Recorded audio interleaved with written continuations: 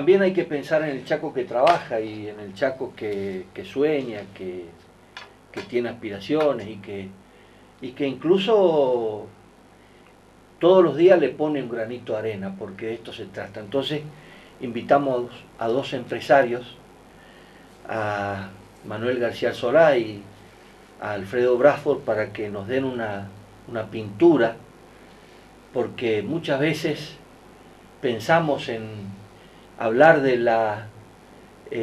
potenciar la industrialización del Chaco y no pensamos en premiar a aquellos que hace rato están instalados en la industria y en la producción.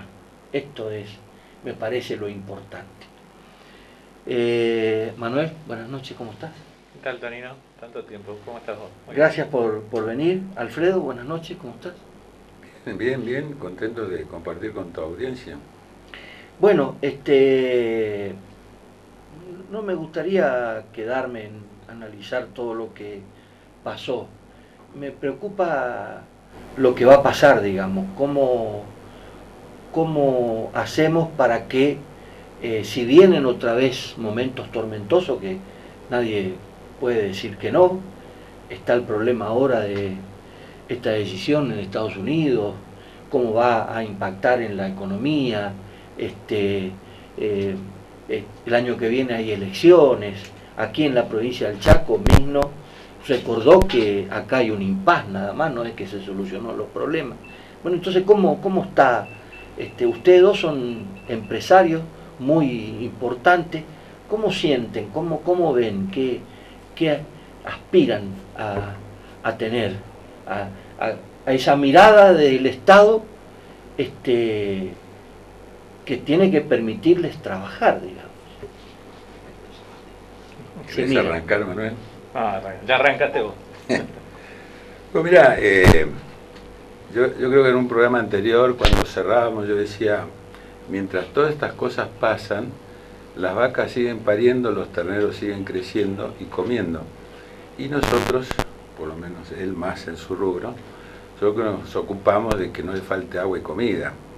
Es decir, obviamente la economía del país y los problemas sociales del país en alguna medida nos tocan, nos afectan, pero no es lo que vivimos todos los días. Todos los días estamos fabricando, todos los días estamos pagando nuestros impuestos, recomponiendo nuestro stock de materiales.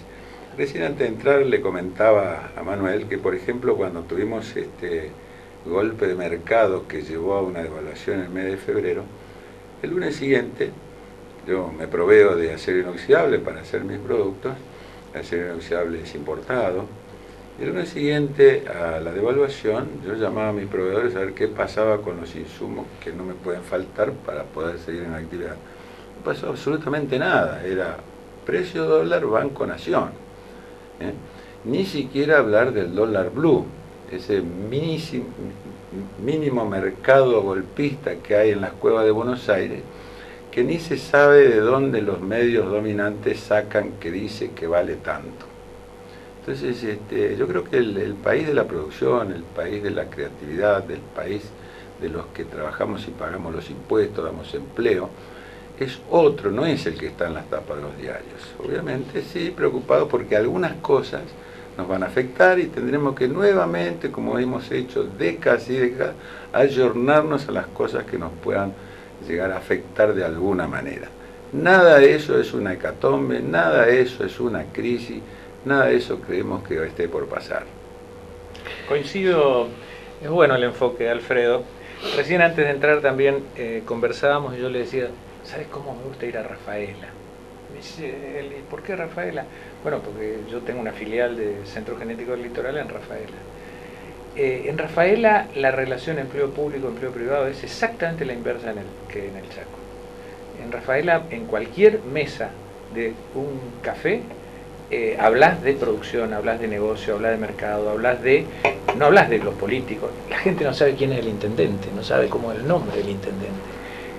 Y obviamente la prensa informa lo que la actividad económica muestra, que es trabajar, es lo que decía nosotros. Yo estoy preocupado porque la DJI de los tubos Corning, de los filtros Corning, no me sale aprobada y en consecuencia pasado mañana tengo que hacer una serie de vacunas, de esta vacuna única en el mundo que nosotros producimos acá, y no voy a tener los filtros, por ejemplo. Entonces, de esas cosas se habla en el país de la producción, como dice Alfredo. El mundo que lamentablemente acá en el Chaco creo que se había iniciado un proceso y se inició un proceso de industrialización que exigía una mística realizadora que no podemos negarlo, la impulsó Capitanich, y todos los que creímos y apostamos a ese proyecto de reindustrialización del Chaco, yo creo que ha ido perdiendo impulso, también hay que decirlo, creo que ha ido perdiendo impulso y ha ido perdiendo la mística que se necesita, ha ido perdiendo clima de negocios, que es lo que necesitamos los empresarios para hacer, ¿no es cierto? Clima de negocio, ver que el Estado no solamente se ocupa y se preocupa de la negociación con los empleados públicos, con los docentes, y de que el Estado funcione finalmente, sino también se ocupa y se preocupa de organizar misiones de negocio a terceros países, de traer inversores, de apuntalar a los emprendedores para que conquistemos mercados internos y externos. Creo, en suma, como bien dice Alfredo, que el país, obviamente, con estas decisiones va a tener sobresaltos. Te fuiste a la Bolsa de Comercio, abriste la puerta, el Chaco había sobresalido por primera vez en ese escenario, te fuiste y ahora ya entró la política. No, pero ustedes no son los culpables de que estemos así. Vos te fuiste a la Unión Industrial y hoy la Unión Industrial no figura, viejo. Figura en lo que vos decís, en los medios, pero si no fuera por lo que señala Manuel, por la impronta que le dio Capitanich, la Unión Industrial por sí sola, per se, no tiene mística. Sí, yo te diría, Antonino, que es cierto lo que decís. Es un tema que en el sector privado nos lo tenemos que plantear fuertemente. Es cierto lo que decís. Hubo un intento muy fuerte de politizar mi sucesión en la Bolsa de Comercio del Chaco.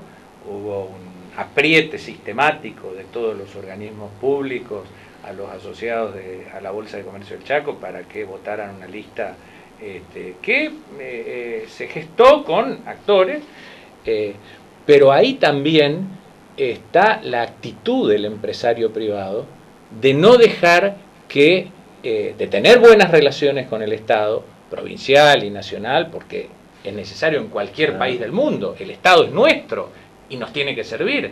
El tema es saber separar y saber hasta dónde llega el compinchismo para sacar un negocio y en consecuencia tener una relación privilegiada con el funcionario de turno, y hasta dónde llega la omnipotencia del funcionario político que se cree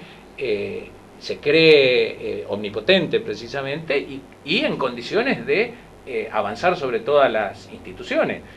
Ahí en la Bolsa sucedió esto. Quien lo niegue realmente está mintiendo. En los estados del sur de Brasil, los funcionarios piden permiso para entrar y para hablar, porque allá es 70% el sector privado y el 30% son los funcionarios.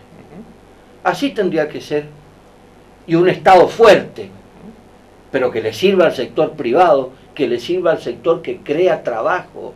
¿Cómo es posible que acá sigan entrando y unos diputados improvisados, como es la señora Beatriz Bogado, junto con el diputado Guillén, pongan un proyecto de ley de que van a entrar al Estado por el puesto que deja, van a entrar los parientes, los hijos, heredando el puesto? Y nosotros le estamos exigiendo a los jueces que rindan, y a los empleados públicos no tendrían que rendir. Es peor, Tonino.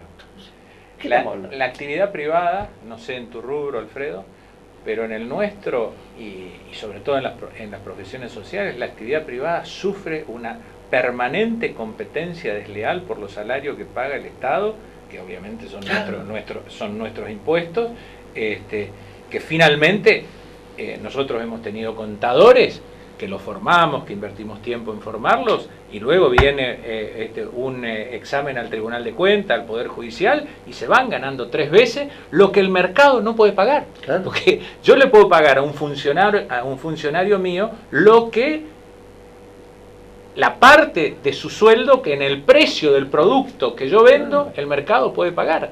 Digo, esta parte de la pérdida de competitividad de muchas actividades es esa competencia desleal de los salarios de los funcionarios públicos. Lo que pasa es que hoy entran a la política aquellos que en 2 años quieren ser ricos. La política hoy es una salida económica para algunos vivos. La política hoy no sirve al pueblo. Este es el planteo. Lo que hay que preguntarse en ese sentido es hasta qué punto es sustentable, porque finalmente lo que administra el Estado es lo que produce la actividad privada. Así es. Que yo sepa, hasta acá ningún Estado, en la forma en que está organizado y se desenvuelve en nuestra sociedad, produce riqueza que se pueda distribuir. Pero si lo hacemos, lo que estamos en la actividad privada. Esto creo que no tiene fisuras, es así. Entonces, ¿hasta qué punto es sustentable? Y cuando se quiere subvertir, lo hacen mal. Y pasan cosas, como cuando, por dar un ejemplo, cuando se propone este desarrollo de la cuenca de la producción de carne aviar, que estaría centrada esa peña sobre la base de una granja que tiene experiencia en el centro del país, y parecería que del Estado han decidido que tiene que hacerse en esa peña porque, bueno, es necesario crear fuentes de trabajo. Pero cuando se establece un emprendimiento de ese tipo, el primero que se hace desde el punto de vista técnico es analizar los recursos, ¿verdad? Y los recursos no es solamente tener cerca los granos y el potencial humano que capacitarían para trabajar en ese emprendimiento, sino que también tenés que tener suficiente cantidad de agua y un efluente donde tirarle las aguas servidas. Entonces, desde el vamos, desde la actividad privada, yo por lo menos, porque estoy atento a esa noticia, me di cuenta que eso no podía hacer esa peña. Es decir, en la cadena de producción no se puede instalar un frigorífico en la ciudad de Empeña. No se puede instalar. Y no son los números que manejan algunos ministros que llegaron a decir que el frigorífico de pollos necesitaba 1.500 millones de metros cúbicos de agua por día. Ese es un grotesco que no tiene ningún asidero. Son otras las cifras. Lo que sí se sabe es que para faenar carne se necesita alrededor de los 6 a 10 litros de agua por kilo de carne, que de eso se puede reciclar hasta un 70% y que el 30% es un montón de desperdicio que hay que darle un destino final. Eso no se puede hacer en ese empeño. Entonces ahí es donde uno se da cuenta que el juego de poder, en donde se toman las decisiones, siempre inclina la balanza para el lado de los funcionarios públicos que hacen este tipo de cosas bastante dilatadas. Y que le mientan al pueblo. Es un tema muy complejo, muy complejo. Yo creo que Alfredo puso como hace habitualmente, el dedo en la llaga. Es un tema complejo porque en la Argentina, Tonino, ¿cómo se crea el poder? ¿Cuál es la participación que los creadores de riqueza, vos recién acabás de mencionar a Brasil, los creadores de riqueza, los industriales, los productores agropecuarios, que son básicamente los productores de la riqueza, cuál es la participación en la creación del poder político? En Brasil, la FIESP, la Federación de Industriales del Estado de San Pablo, que es la responsable del desarrollo económico e industrial del Estado de San Pablo, es quien define el destino de la política. Acá en la Argentina somos actores de reparto. El juego del poder está entre los políticos profesionales. Y cuando un empresario como yo osa meterse en la política, y eso es un problema que a diario tengo con mis socios que son mis hijos, está permanentemente expuesto a la extorsión, al humor del funcionario político, pero entonces es una autocrítica que tenemos que hacer nosotros, los creadores de la riqueza. Vos fijate lo que pasó después del levantamiento del campo por las retenciones móviles y la famosa resolución 105. La 105. ¿Cuántos agrodiputados hubo? ¿Para qué sirvió? ¿Para qué sirvió?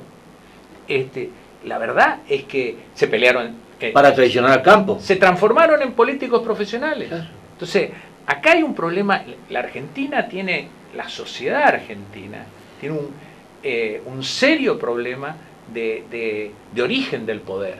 En consecuencia, difícilmente podamos pedirle a una clase política que emerge de los comités o de las unidades básicas conciencia social, conciencia económica, cuando ni el empresario puede involucrarse, porque el que se involucra, salvo que sea un multimillonario como Macri, corre serios riesgos de sanción.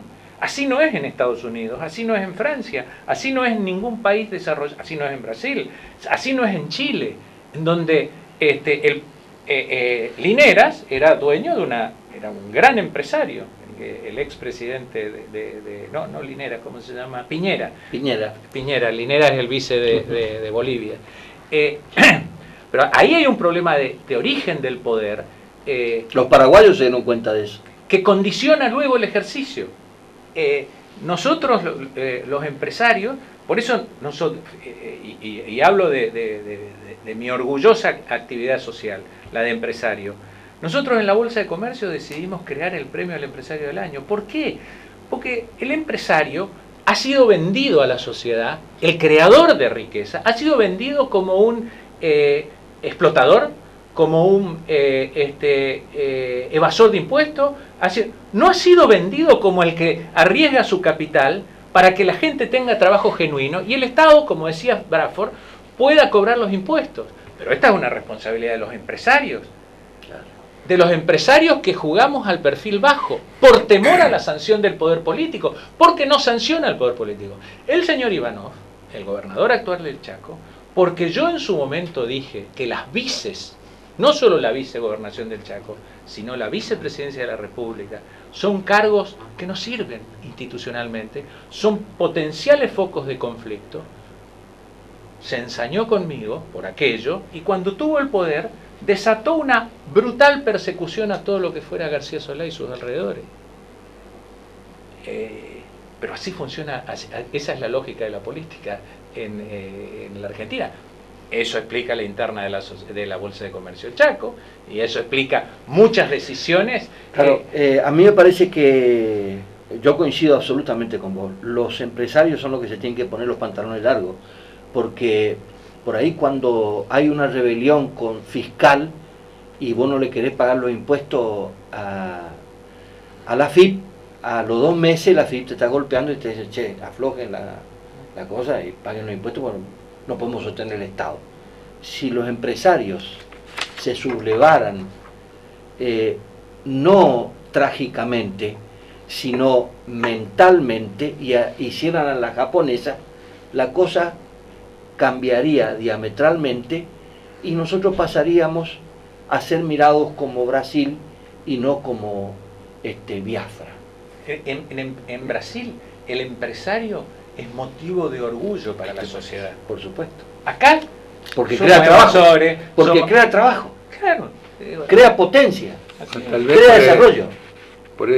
Tal vez por esa imagen instalada del empresario es que la universidad hace poco esfuerzo por el emprendedorismo. Así es. Entonces saca profesionales que buscan empleo, Así cuando es. En realidad los que estamos en el ejercicio de la profesión sabemos que son los estudiantes de universidades recién recibidos los más capacitados para emprender. Y cuando hubo una entidad que comenzó a marcar y a decir cosas y a poner las cosas en su lugar, como fue el Foro Empresario, la política se encargó hasta hacerlo pelear entre ellos. Así es, así es. Recordarle que uno era peronista, el otro era radical, el otro era comunista, el otro... Así es. Y así le fue al foro empresario. Se diluyó, bueno, pues tiene que volver otra vez. Porque hoy los que están en la política hacen su negocio. Hacen su negocio. El ejemplo hoy lo tenemos en Resistencia y lo tenemos en la provincia del Chaco. Claro ejemplo de lo que significa la política. Señores, gracias por venir. Gracias a vos. Espero que no me persigan por las cosas que dije. Y nos van a tener que perseguir. A mí ya hace rato, yo no tengo ninguna duda que la confiscación del auto el día viernes y el año pasado a Mónica Espinosa fue porque a la señora intendente algunas cosas que le decimos no le gustan. Pero bueno, lamentablemente va a tener que seguir no gustándole. Con usted nos reencontramos la semana que viene. Chao.